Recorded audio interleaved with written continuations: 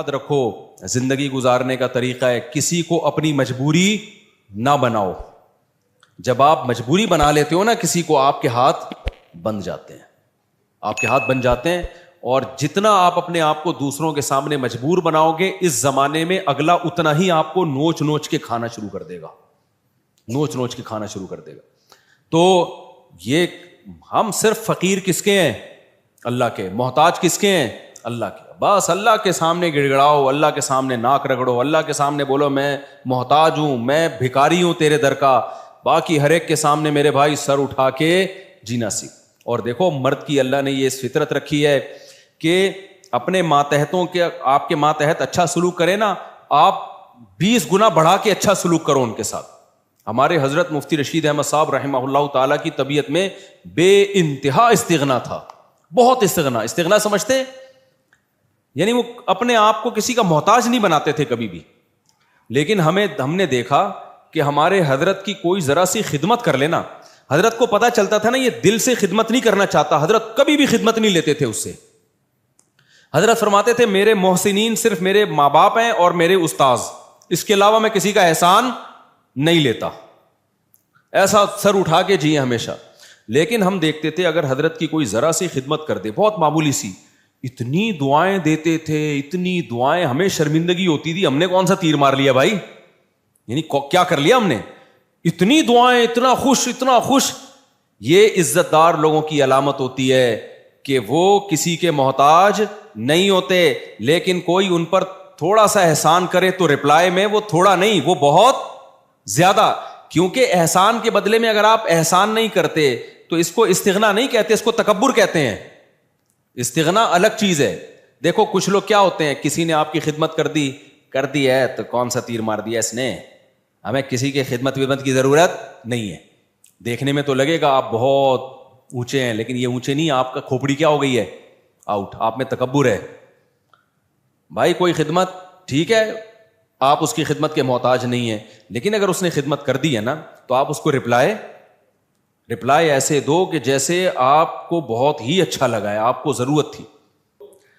ہم نے بڑوں کو دیکھا ہے تھوڑا سا آپ خدمت کریں گے تو رپلائی اس کا بہت اچھا. نبی صلی اللہ علیہ وسلم کی کیا سیرت ہے, حضرت ابو بکر نے نبی کا ساتھ دیا نا تو کوئی نبی پہ احسان کیا بولو نا, کیا ہو گیا بھائی. حضرت ابو بکر نے جب نبی صلی اللہ علیہ وسلم کو لوگوں نے مکہ سے نکالا تو کس نے ساتھ دیا؟ ابو بکر نے. غار میں کون ساتھ تھا؟ ابو بکر. حالانکہ اصل میں یہ نبی کا احسان تھا حضرت ابو بکر پہ. بھائی اس خدمت کی وجہ سے نبی کی تو اللہ نے ویسے ہی مدد کرنی تھی, یہ تو نبی نے ابو بکر کو اپنی خدمت کا موقع دے دیا رضی اللہ عنہ کو, تو یہ نبی کا کس پر احسان ہے؟ ابے بھائی کوئی اتنے پیغمبر کسی کو اپنی خدمت کرنے دے دیں تو یہ تو پیغمبر کا ان پر احسان ہے, جس سے انسان کو عقیدت محبت ہوتی ہے. انسان کہتا ہے نا مجھے آپ تھوڑی سی خدمت کرنے دے دیں, آپ کا مجھ پر بہت بڑا احسان ہوگا, کہتے ہیں نا لوگ, اور باقی سمجھتے بھی ہیں کہ بھائی اس کو ہماری خدمت کی کیا ضرورت ہے. تو قرآن میں اللہ نے فرمایا بھی کہ اگر تم نبی کی مدد نہیں کرو گے اللہ تو اپنے نبی کی مدد کرے گا, آخری نبی ہے, آپ کا دین تو غالب ہو کے رہے گا. لیکن نبی نے ابو بکر کو کیسا صلہ دیا, فرمایا میں نے ہر شخص کی خدمت کا دنیا میں بدلہ دے دیا ہے سوائے ابو بکر. یہ مبالغہ ہے, ورنہ ایسا کیسے ہو سکتا ہے؟ نبی کی برکت سے ابو بکر کو ایمان ملا, لیکن آپ صلی اللہ علیہ وسلم نے سکھایا ہے. پھر فرمایا لو کنت متخذا خلیلا لاتخذت ابا بکر خلیلا, اگر میں کسی کو جگری دوست بناتا تو ابو بکر کو بناتا. خلیل کا مطلب بہت ہی, فرمایا میرا خلیل اللہ کے سوا کوئی, خلیل بنانے کی اجازت ہوتی ابو بکر کو بناتا. کتنا اپریشیٹ کیا آپ صلی اللہ علیہ وسلم نے. حضرت معاذ ابن جبل, انہوں نے نبی کی خدمت کی, نبی کا ساتھ دیا جنگوں میں, کیسا صلہ نبی نے دیا. آپ صلی اللہ علیہ وسلم نے کیا فرمایا, انی احبک فی اللہ, اے معاذ میں تجھ سے اللہ کے لیے محبت کرتا ہوں. جس سے آپ کو محبت ہونا, صحابہ کو پیغمبر سے کس قدر محبت تھی. پیغمبر کی زبان سے جب یہ لفظ نکلا ہوگا تو صحابی کی کیا کیفیت ہوئی ہوگی آپ سوچو. جب انہوں نے یہ سنا نا تو رونے لگے. تو کیا یہ نبی اپریشیٹ کر رہے ہیں, حوصلہ افزائی کر رہے ہیں. حضرت خالد ابن ولید رضی اللہ تعالیٰ نے جب جنگ جتوائی ہے تو آپ نے کیا فرمایا؟ سیف من سیوف اللہ، اللہ کی تلواروں میں سے ایک تلوار. یہ نبی کی سیرت سے ہمیں پتہ چلتا ہے کہ نبی کے ساتھ کسی نے تھوڑا کیا تو نبی نے رپلائی میں بہت بڑھا کر اس کا بدلہ دیا ہے. تو اس لیے جو خاندانی لوگ ہوتے ہیں نا، عزت دار لوگ ہوتے ہیں، وہ ہمیشہ سر اٹھا کے جیتے ہیں. وہ کسی کی خدمت کے محتاج نہیں ہوتے. وہ سسرال کے جہیز کے محتاج، بولتے کیوں نہیں بھائی، نہیں ہوتے. وہ نہیں کہتے ہمیں یہ چاہیے، صوفہ چاہیے، بیڈ چاہیے، الماری چاہیے، نہ ہمیں کچھ نہیں چاہیے. ہم عزت دار لوگ ہیں بھائی، ہم خرچہ خود اٹھاتے ہیں. لیکن اب ایسا نہیں ہو. لوگ کیا کرتے ہیں، جہیز کے خلاف بیان سن سن کے نا، یہ بھی مارکیٹ میں اس طرح کے لوگ آ رہے ہیں، جہیز کے خلاف بیان سن سن کے ہمیں کچھ نہیں چاہیے، ہمیں نہیں چاہیے، ہمیں نہ گاڑی چاہیے، ہمیں نہ موٹر سائیکل چاہیے، ہمیں نہ گھڑی چاہیے. ہم عزت دار لوگ ہیں، ہم سسرال کے ٹکڑوں پہ پلنے والے لوگ نہیں ہیں. ٹھیک ہے جی، آپ کی شادی ہو گئی، سسر صاحب نے لا کے کوئی گھڑی گفٹ کر دی، ہمیں نہیں چاہیے، ہم عزت دار لوگ ہیں. اب یہ کیا ہو رہی ہے بھائی؟ بھائی آپ کو نہیں چاہیے نا، اب بغیر چاہت کی ایک چیز مل رہی ہے، آپ لیں جناب، آپ کا بہت بڑا احسان ہے. یہ نہیں بولیں سستی والی لا کے پکڑا دی آپ نے مجھے، ٹھیک ہے حضرت یہ بڑی خدمت آپ کی، اللہ آپ کو جزائے خیر دے، ہم تو بہت شکریہ آپ کا. تو اس میں اس کو اپریشیٹ کرنا چاہیے، کیونکہ اس کے سامنے کہنا کہ ہمیں نہیں چاہیے، یہ پھر استغنا نہیں ہے، بلکہ یہ کیا ہے؟ تکبر. سمجھتے ہو کہ نہیں سمجھتے؟ تو بڑا جب کوئی چیز دے تو آپ سینے سے لگائیں اس کو کہیں کہ بھائی بہت بڑی چیز مل گئی. آپ کے ابا، آپ کی اماں آپ کو کچھ گفٹ دے. حضرت مولانا اشرف علی تھانوی رحمہ اللہ تعالیٰ کی زوجہ نے ان کے لیے بڑی محنت سے ایک اچکن بنائی. اچکن پتہ ہے کسے کہتے ہیں؟ پہلے زمانے میں ہوتی تھی اچکن ہی ہے نا، کچھ اور میری اتنی دیر میں تو لغت اور چینج ہو جائے گی میرے بھائی. تو ہیں اچکن، کچھ اچکن کہتے ہیں، کچھ وہ نہیں ہوتی ایک وہ پورا چوغا سا پہنا جاتا. اب مولانا تھانوی رحمہ اللہ کا مزاج نہیں تھا ایسی چیزیں پہننے کا، اور ان کے گھر والوں نے اتنی محبت سے اتنی محنت کر کے بنائی تو وہ وہی پہن کے نکل گئے گھر سے باہر. لوگوں نے کہا یہ آپ کیا پہنا ہے؟ انہوں نے کہا یار اتنی محبت سے اس نے بنائی ہے. اب میں یہ نہیں کہہ رہا آپ کی بیگم کچھ بھی آڑا ترچا پہنا دے، آپ دسترخوان پہنا دیا، آپ محبت سے باہر نکل آئے تو لیکن کوئی بھی آپ کے ساتھ تھوڑی سی بھی خدمت کرے تو جواب میں اس کو دعا دینی چاہیے، اس کو بہت زیادہ اپریشیٹ کرنا چاہیے، لیکن محتاج کسی کا انسان بن کے نہ رہے. ایک طرف لوگ بہت زیادہ ٹینشن میں، بچوں کو مارنا پیٹنا، ہر وقت برا بلا کہنا، یا گھر میں ایسا ہر وقت ماحول بنا کے رکھنا، اور ایک طرف گورا ہے اس نے ٹینشن فری بنا دیا. یہ دونوں چیزیں فطرت سے کیا ہے؟ بغاوت. اسلام ہے وَكَذَلِكَ جَعَلْنَاكُمْ أُمَّةً وَسَطًا. اسلام نے کہا نہ ساری خواہشات تمہیں نہیں پوری کرنے دوں گا میں، بہت ساری جگہوں پہ تمہیں اپنی خواہش کو کچلنا پڑے گا. تمہاری وہ لگژری لائف ہو ہی نہیں سکتی جو غیر مسلم کی ہوتی ہے. شراب پینے کا دل چاہے گا، نہ، پابندی ہے. بوڑھے ماں باپ کی بات میں کر رہا تھا، وہ ڈانٹتے ہیں ڈپٹتے ہیں، آپ نے برداشت کرنا ہے. اس سے سب سے بڑا فائدہ پتہ ہے کیا ہوگا؟ جب آپ اپنے بچوں کے سامنے اپنے بوڑھے باپ کی برداشت کرو گے تو سمجھ لو آپ کا بڑھاپا اب جنت. نہیں آئی میرا خیال ہے بات؟ آپ کا بڑھاپا کیا ہے؟ جنت. آپ کا بچہ سیکھے گا بھائی ہماری پرمپرا ہے کہ بڑوں کے سامنے آواز. دیکھو میں 1 گھنٹہ تقریر کروں نا کہ باپ کے سامنے مت چیخو، باپ کی خدمت کرو، خدا کی قسم اس کا 1% شاید اثر ہو جائے. لیکن میرا باپ زندہ ہو اور میں اولاد کے سامنے ان کی خدمت کر رہا ہوں اور باپ کی مار برداشت کر رہا ہوں، وہ مجھ پہ ہاتھ اٹھا رہا ہے مگر میں اس کے سامنے آواز اونچی، مار کھا کے بھی میں مسکرا رہا ہوں. یہ 6 گھنٹے 10 گھنٹے کے بیانات اور کتابیں ایک طرف، اس سے آپ کا بچے کو جو موٹیویشن ملے گی نا، وہ سمجھ جائے گا بھائی ہمارے ہاں ہوتا ہی یہی ہے کہ باپ کے سامنے آواز نہیں بلند کی جاتی. اس کو رائٹ ہے کہ وہ مارے، وہ ہاتھ اٹھائے، اس کو یہ حق دیا ہے خدا نے. اب تک ہمارا کلچر بچا ہوا کیوں تھا؟ باپوں کے سامنے ماؤں کے سامنے چیختے نہیں تھے. کیوں بچا ہوا تھا؟ اس لیے کہ دیکھتے آ رہے باپ. اب سیٹ اپ ختم ہو گئے نا، تو شادیاں دیر سے ہو رہی ہیں، بچے پیدا ہی ایسی عمر میں ہوتے ہیں کہ آپ کے باپ کا انتقال ہو چکا ہوتا ہے. یہ بھی ایک بڑا نقصان ہے. پہلے لوگ بچے دیکھتے تھے ہمارے ابا اپنے ابا کی ایسی خدمت کر رہے ہیں. ہم نے ایسے خاندان دیکھے ہیں کہ دادا بیٹھا ہوا ہے نا، مجال ہے کوئی منہ سے آواز بھی نکال لے، وہ پتہ چلتا تھا واقعی دادا ہے. اب دادا ایک لقب رہ گیا، محلے کا دادا آ رہا ہے. جو سچی مچی کا دادا ہے گھر میں, اس کی کوئی 2 ٹکے کی ویلیو نہیں ہے, وہ بیچارہ کھانسنے کے لیے ہے بس, اس کی کھانسی سے بھی تکلیف ہوتی ہے, جراثیم پھیلا رہا ہے گھر میں بیٹھ کے وہ. تو اسی طرح میرے بھائی, جو عورت شوہر کے سامنے آواز پس رکھتی ہے, اس کی بیٹیاں بھی کیا کرتی ہیں, تبھی کہیں رشتہ لینے کے لیے جایا کرو نا تو یہ دیکھا کرو میری ساس کا میرے سسر کے ساتھ ایٹیٹیوڈ کیسا ہے. یہ بہت امپورٹنٹ بات ہے. اگر وہ ساس اپنے شوہر کی غیبتیں کر رہی ہے اور وہ اب میرے میاں ایسا ہے تو بے وقوف ہے, مجھ سے پوچھو کہاں شادی کرنی ہے کہاں نہیں کرنی, ان کو کیا پتا بیچاروں کو, اور وہ چیخنا چلانا چل رہا ہے, تو سمجھ لو کہ 90% چانس ہے کہ آپ کی بیگم بھی آپ کو طبیعت سے ایک لگایا آپ نے تو آگے سے کیا کتنے لگائے گی, وہ 4 لگیں گے رکھ کے. یہ ہوتا ہے مارکیٹ میں, چلتا ہے. تو یہ تو ماحول ہے بھائی نبی صلی اللہ علیہ وسلم کے. دیکھو میں جب نیا نیا دین کے علم کی طرف آیا نا تو مجھے بہت زیادہ اشکال ہوتے تھے کہ نبی صلی اللہ علیہ وسلم نے ہر چیز زبان سے بتا کے لکھوا کے چلے کیوں نہیں گئے. آپ بتا دیتے پڑوسیوں کے یہ حقوق ہیں, گھر والوں کے یہ حقوق ہیں, فلانوں کے یہ حقوق ہیں, یہ حقوق ہیں, پوری زندگی ایک مرتب کر کے چلے جاتے. نہ فقہ جو مرتب ہوا ہے نا پیغمبر کی سیرت سے ہوا ہے,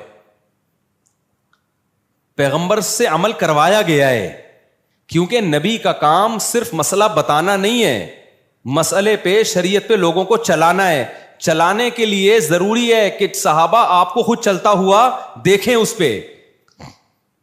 تبھی تو اللہ نے فرشتے کو نبی بنا کے نہیں بھیجا. فرشتہ اگر نبی بن کے آتا نا تو پتہ کیا کہتا, جب رمضان کا چاند نظر آئے تو روزہ رکھ لینا, اور جب عید کا چاند نظر آئے تو روزے چھوڑ دینا. بس بھائی ہم کہتے ہیں نہ یہ اس کو تو نہ رمضان اس کی صحت تو کوئی فرق پڑتا ہے نہ چوال, لیکن صحابہ دیکھ رہے ہیں یار نبی صلی اللہ علیہ وسلم کیسے روزے پہ روزے رکھ رہے ہیں. تو جب تک انسان کا عمل سامنے نہیں ہوتا موٹیویشن نہیں ملتی ہے. دیکھو میں ایک اور مثال دیتا ہوں. صلح حدیبیہ کے موقع پہ مشرکین مکہ نے صحابہ کو عمرہ کرنے سے روک دیا. اب عمرے کا احرام باندھا ہوا ہے سب نے.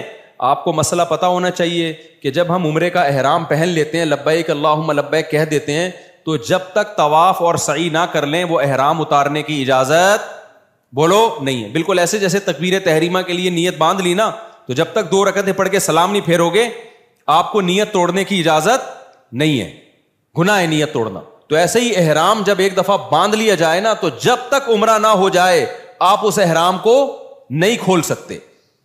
تو صحابہ احرام میں بیٹھے ہوئے ہیں, مشرکین نے آپ کو منع کر دیا, معاہدہ کیا کہ بھائی اگلے سال آنا آپ عمرہ کرنے کے, اس سال نہیں کر سکتے آپ. تو اب صحابہ پریشان, پہلے موت پہ بیعت کر چکے ہیں 1400 صحابہ کہ ہم لڑیں گے ان سے.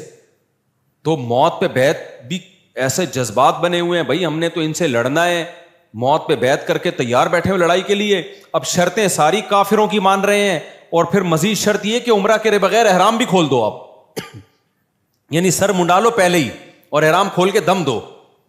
تو یہ تو اور ان پہ شاک گزرا کہ بھئی یہ تو ذلت در ذلت در ذلت ہے, ہم کیسے مشرکین کے کہنے پر ہم عمرہ چھوڑ دیں اور سر منڈا کے احرام کھول دیں, یہ تو بڑا مسئلہ ہے. نبی صلی اللہ علیہ وسلم نے صحابہ سے فرمایا بھائی سر منڈاؤ اور احرام کھول دو. کوئی بھی نہیں کھول رہا, ٹھیک ہے نا بھائی, ہم کیسے کر لیں کیسے کر لیں, سب ڈر رہے ہیں کہ بھئی ہم یہ تو عمرے کا احرام باندھا ہوا ہے, ہم دباؤ میں آ کے کیسے کر لیں بھائی. تو آپ صلی اللہ علیہ وسلم پریشان ہو گئے کہ بھئی میں سب کو کہہ رہا ہوں کہ سر منڈا لو اور احرام کھول دو, لیکن کوئی بھی نہیں کر رہا یہ کام. آپ کہہ سکتے ہیں بھئی صحابہ نبی کی نافرمانی کیسے کر رہے ہیں. دیکھیں نبی کی حکم کی 2 حیثیتیں ہوتی ہیں. بعض دفعہ آپ صلی اللہ علیہ وسلم کوئی حکم دے رہے ہوتے ہیں, صحابہ یہ سمجھتے ہیں شاید یہ کوئی سیاسی حکم ہے, یعنی ہماری آسانی کے لیے دیا جا رہا ہے, یہ کوئی واجبی حکم نہیں ہے, ہماری آسانی کے لیے. عزیمت اسی میں ہے کہ عمرہ کیا جائے. ہوتا ہے نا بعض دفعہ آپ کسی کو اجازت دیتے ہیں, چل بھائی چھٹی کر لے, تو آج تو چھٹی کر لے. وہ ٹیچر چاہتا ہے کہ سبق ہو لیکن کہتا ہے کر لے چھٹی, تو طالب علم کہتا ہے نہیں سر ہم پڑھیں گے. ایسے ویسے مارکیٹ میں ہے نہیں, لیکن ایک مثال دے رہا ہوں میں. تو اور اتنے اچھے ٹیچر بھی نہیں ہے کہ آپ کا چھٹی کرنے اور کیا نہیں پڑھو, وہ بھی کہتا ہے جا. کراچی میں تو 1 بوند برسنے سے پہلے ہی 1 مہینے کی اسکول کی چھٹیاں ہو جاتی ہیں, ابھی 2-4 بوندیں اور پڑ گئی تو 6 مہینے کی چھٹی. خیر, تو نبی صلی اللہ علیہ وسلم کو پھر حضرت صفیہ نے مشورہ دیا, آپ کی زوجہ نے فرمایا یا رسول اللہ آپ ان لوگوں کو آرڈر نہ کریں, آپ سر منڈا لیں احرام کھول لیں بس. تو نبی صلی اللہ علیہ وسلم نے کیا کیا, سر منڈایا, احرام کھول دیا اپنا. جیسے ہی نبی نے کیا سب نے سر منڈا کے کیا کر لیا. اس سے پتا چلتا ہے نبی کی بھی اسپیچ اثر نہیں کر رہی ہے. آپ پریشان ہو گئے, بھائی یہ مان کیوں نہیں رہے میری بات.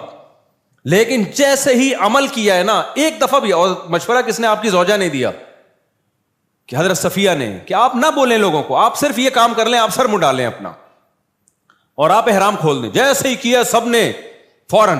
تو اس سے صاف پتہ چلتا ہے بھائی آپ ایک ایک دو دو گھنٹے کی تقریریں کرتے رہیں اثر نہیں ہوتا. آپ اپنے گھر کا ماحول بنانا چاہتے ہو نا, خود کیا بن جاؤ, انسان کے بچے بن جاؤ, صحیح ہے نا, ماحول آہستہ آہستہ سیٹنگ پہ آنا شروع ہو جائے گا. اپنے بڑوں کی خدمت کر کے دکھاؤ, اپنے بڑوں کو رسپیکٹ دو, اپنے بڑوں کا احترام کرو. آج ہو کیا رہا ہے, مائیں اپنے بچوں کے سامنے نا بچوں کے چاچو کی غیبتیں کر رہی ہوتی ہیں. تمہارا تو چاچو ایسا ہے, تمہارا تو باپ ایسا ہے, تمہارے باپ سے. ایک صاحب مجھے کہنے لگے 40 سال ہو گئے میں اپنی بیگم کی خدمت کرتے ہوئے, بیگم بچوں کے سامنے کہہ رہی تھی تیرے باپ نے ہمیں دیا کیا ہے. اچھا بس ختم کر, تمہارے باپ نے جو ہے نا کیا ہمیں کچھ بھی نہیں. تو میں نے کہا پھر آپ کیا جواب دیتے ہیں؟ کہہ رہے میں کہتا ہوں میں معذرت چاہتا ہوں بیگم, میں آپ کی صحیح خدمت, کیونکہ اگر وہ بچوں کے سامنے کہہ دے نا کہ یہ غلط کہہ رہی ہے تو ایک جنگ چھڑ جائے گی. کیا ہو جائے گا؟ بچے دیکھیں گے اماں ابا ہمارے دونوں کیا ہیں, فائٹر ہیں. تو وہ صاحب کہتے ہیں میں فائٹ سے بچنے کے لیے کیا کہتا ہوں کہ ایکسکیوز کرتا ہوں, میں نے 40 سال آپ کی خدمت جیسی خدمت کرنی چاہیے تھی کائنڈلی میں وہ خدمت نہیں کر سکا. تو اب پتہ نہیں کون اس میں صحیح تھا کون غلط تھا, واللہ عالم. بہرحال تو مائیں بعض دفعہ یہ کر رہی ہوتی ہیں بچوں کو باپ کے بارے میں, تمہارا باپ ایسا, تمہاری, اور باپ بعض دفعہ ماں کے بارے میں, تمہاری ماں ایسی. تو خوب سمجھ لو یہ بچہ نہ باپ کا رہے گا اور نہ ماں کا رہے گا. مائیں سمجھ رہی ہوتی ہیں یار. ایک اور واقعہ میرے سامنے آیا ہے, خون کے آنسو رونے کا دل کرتا ہے. ایسے واقعات بھی آتے ہیں, ماں بیمار ہوئی ہے نا, اب بچہ ماں کی زیادہ خدمت کر رہا ہے تو باپ کو غصہ آ رہا ہے. باپ بیمار پڑا ہوا ہے, بچہ باپ کی بہت خدمت کر رہا ہے تو ماں کو غصہ آ رہا ہے کہ کیوں ابا کو اتنا کیوں فری کرایا ہوا ہے. بس اعتدال سے رہو, زیادہ غلام بننے کی کوشش. یار تو اپنا بڑھاپا دیکھ لے بھائی. جو بچہ تیرے شوہر کی خدمت کر رہا ہے بیماری میں, جس کو تو کہہ رہی ہے مکھن لگا رہا ہے, چاپلوسی کر رہا ہے, چمچا بنا ہوا ہے, تو خوش ہونا چاہیے کہ کل وہ تیری بھی کرے گا ایسی خدمت. اس کو اس سے باغی بنا رہی ہیں. کتنا بڑا جرم ہے یار, کیسے بے وقوف لوگ ہیں کہ نہیں ہے. تو اس لیے صبر کا مطلب کیا ہے؟ اللہ نے جو کہا نا کہ صبر کرو, صبر, ان الانسان خلق ہلوعا, انسان جلد باز ہے, اس میں صبر نہیں ہے. تو یہ جو غیر مسلموں میں بے صبری پیدا ہوئی ہے نا, خودکشیاں, وجہ اس کی یہ کہ ان کی زندگی میں پابندیاں ختم. جب پابندیاں ختم تو یہ ان میں صبر کا مادہ ہی ختم ہو جاتا ہے. ذرا سی ٹینشن آئی, اور ٹینشن ان کی ریلیشن خراب والی ٹینشن ہوتی ہے, سب مادہ پرست بن گئے ہیں. ذرا سا پیسہ گیا تو سب کچھ گیا. یار بچہ 18 سال کا ہوتا ہے تو باپ کہتا ہے کہ کرایہ دے میرے گھر میں رہنے کا, سمجھ رہے؟ بچہ 18 سال کا ہوا نا تو باپ کہتا ہے تیرے باپ کا گھر نہیں ہے, ٹھیک ہے, کیا دے گا؟ کرایہ دے گا. اتنی مادہ پرستی جو سوسائٹی میں آ گئی ہو تو خودکشیاں نہیں ہوں گی کیا وہاں پہ؟ ریلیشن صرف کتے سے اور پیسے سے بس. تو میرے بھائی اپنے سسٹم کو بچاؤ. اللہ نے ہمیں بہت ساری پابندیاں لگائی ہیں, بہت ساری ٹینشنیں دی ہیں. نظر کی حفاظت کی ٹینشن, باپ اور ماں کی برداشت کرنے کی ٹینشن, بیوی کی کڑوی کسیلی برداشت کرنے کی ٹینشن. عورت کو حکم دیا, شوہر الٹا سیدھا ہے, کوئی بات نہیں بھائی, میاں ہے نا, سرپرست ہے, تھوڑا سا برداشت کر لو. غلط کیا اس نے تھپڑ لگا کے, لیکن لگا دیا تو آگے سے رپلائی مت کرو ورنہ تمہارا ہی نقصان ہوگا اس میں. تو یہ جو پھر رمضان کے روزوں کی ٹینشن, شراب سے بچنے کی ٹینشن, یہ بہت ساری ٹینشنیں کیا کرتی ہیں, ہمارا جو امیون سسٹم ہے اس کو کیا کر دیتی ہیں, بوسٹ. پھر کبھی زندگی میں کوئی ٹینشن آئی تو اتنی ساری ٹینشنیں جھیلی بھی ہوتی ہیں کہ یہ ٹینشن ہمیں ہلکی لگتی ہے. بالکل وہ ایک جو بدماش تھا نا, سعودیہ کے جیل سے چھوٹ کر آیا, مجھے اپنا واقعہ بتا رہا تھا. انڈیا میں بڑی بدماشیاں اس نے کی ہیں. کہہ رہا میں نے انڈیا میں اتنی جیلوں میں مار کھائی ہے کہ ایک دفعہ سعودی عرب میں پکڑا گیا تھا, تو جب وہ مجھے مار رہے تھے تو مجھے ایسا لگ رہا تھا گدگدیاں ہو رہی ہیں مجھے. میں نے اس کو پوچھا نا یار تجھے اتنا مارا, تو نے راز اگلا کیوں نہیں؟ وہ اپنی کمپنی کو بدنام نہیں کرنا, وہ یہ نہیں بتا رہا تھا میں فلاں کمپنی کا آدمی ہوں, کمپنی سے وفا کی اس نے. دیکھو اس نے کہا کہ اگر میں نے بتا دیا نا فلاں کمپنی کا ہوں تو کمپنی کا تو قصور تھا نہیں, لیکن کمپنی بدنام ہوتی, اس کا کاروبار بیٹھ جاتا. کہتا ہے میں نے کہا میں کمپنی کا ملازم ہوں, مار کھاؤں گا, کمپنی کو بدنام نہیں کروں گا, جو میری غلطی ہے میری ہے, میں کمپنی پہ کیوں ڈالوں. اتنی مار کھائی, اتنی مار کھائی, لیکن منہ سے اگلا نہیں. میں نے کہا کیسے برداشت کر رہے ہیں, ہم عادی ہیں. لیکن اس کا فائدہ کیا ہوا برداشت کا؟ کمپنی کے اونر کو جب پتا چلا نا یار اس نے اتنی مار کھائی, ہماری کمپنی کو بدنام نہیں کیا, انہوں نے کمپنی نے اس کو پارٹنر بنا دیا اپنا. اب وہ ارب پتی ہے, وہ کروڑ پتی ہے وہ آدمی. سمجھتے نہیں ہو میرا خیال ہے بات. تو یہ جو میرے بھائی اسلام کی پابندیاں ہیں یہ آپ کو کیا کر دیتی ہیں؟ اسٹرانگ کر دیتی ہیں, مضبوط بنا دیتی ہیں. غموں کو جھیلنا آپ کے لیے آسان. اس لیے انسان کے بچے بن کے جو شریعت کی پابندیاں ہیں اس کو فالو کرو. وقت چونکہ پورا ہو گیا ہے, مجھے اندازہ ہی نہیں تھا کہ اتنی جلدی وقت پورا